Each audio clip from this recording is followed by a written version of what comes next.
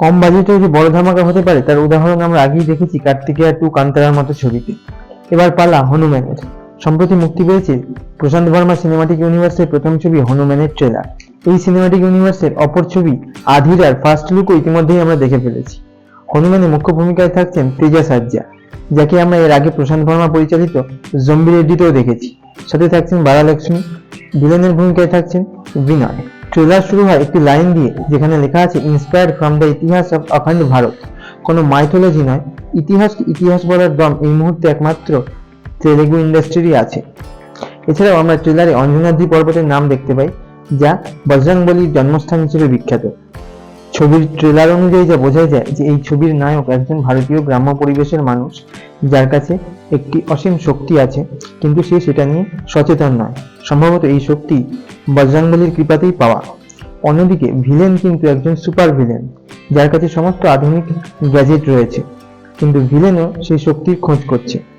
Villain মনে করে এই শক্তি শুধু গ্যাজেট বা সুটে থাকলেই হবে না, এই শক্তি তার নিজের মধ্যেও থাকতে হবে। সেই জন্য সে আক্রমণ করে নায়কের গ্রাম। এবার নায়ক কিভাবে সেই আক্রমণের মুখোমুখি হয় তা দেখার জন্য কিন্তু সত্যি আর অপেক্ষা করা যাচ্ছে না। অন্যদিকে তেজা সাজ্জা অর্থাৎ ছবির নায়কের দিদির চরিত্রে অভিনয় করছেন ভারালক্ষ্মী। সেও কিন্তু তার ভাইকে প্রোটেক্ট করার জন্য যে কোনো দুষ্কৃতির সঙ্গে অ্যাকশন মোডে যেতে প্রস্তুত। ওভারঅল ছবির ট্রেলার কেমন লাগলো সে কথা যদি বলি, তাহলে এত কম বাজেটে এরকম সুন্দর ভিজুয়ালের সাথে একটা সুন্দর প্রেজেন্টেশন কিন্তু সত্যি প্রশংসার যোগ্য। এছাড়াও থাকছে গায়ে কাঁটা দেওয়া ব্যাকগ্রাউন্ড মিউজিক।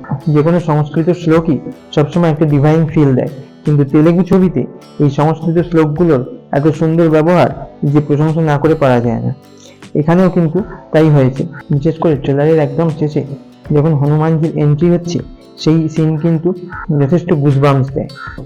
ভিএফএক্স এর কিছু জায়গায় দুর্বল লাগলেও সেখানেও কিন্তু যথেষ্ট বুদ্ধি করে করা হয়েছে বলে মনে হয়েছে।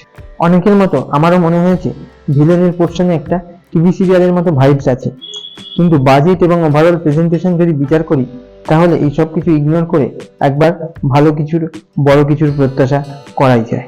সুপার হিরোর চরিত্রে তেজা সাজ্জাকে কেমন লাগলো? এর আগেও আমরা জম্বি রেড্ডিতে তেজা সাজ্জাকে দেখেছি। এখানে যেহেতু তেজা সাজ্জা সরাসরি হনুমানজির চরিত্রে অভিনয় করছেন না, তিনি এমন একটা চরিত্রে অভিনয় করছেন যিনি হনুমানজির শক্তিপ্রাপ্ত। তো সেদিক দিয়ে দেখতে গেলে নতুন দেশি সুপার হিরো হিসেবে তেজা সাজ্জা কিন্তু একদমই খারাপ নন। এই ছবি কিন্তু শুধু হিন্দি তেলেগু নয়, স্প্যানিশ, চাইনিজ, জার্মান এবং কোরিয়ান ভাষাতেও মুক্তি পাচ্ছে। আদিপুরুষে যেটা ছিল সেটা ছিল বাজেট, কিন্তু এখানে বাজেট কম আছে, কিন্তু ভিশন আছে, প্যাশন আছে, একটা ভালো অ্যাপ্রোচ আছে। এবার দেখার সেই বিশাল বাজেট নিয়েও আদিপুরুষ যে খারাপ প্রেজেন্টেশন দিয়েছিল, বজরংবলীর কৃপায় হনুম্যান সেই ঘাটতি দূর করতে পারে কিনা।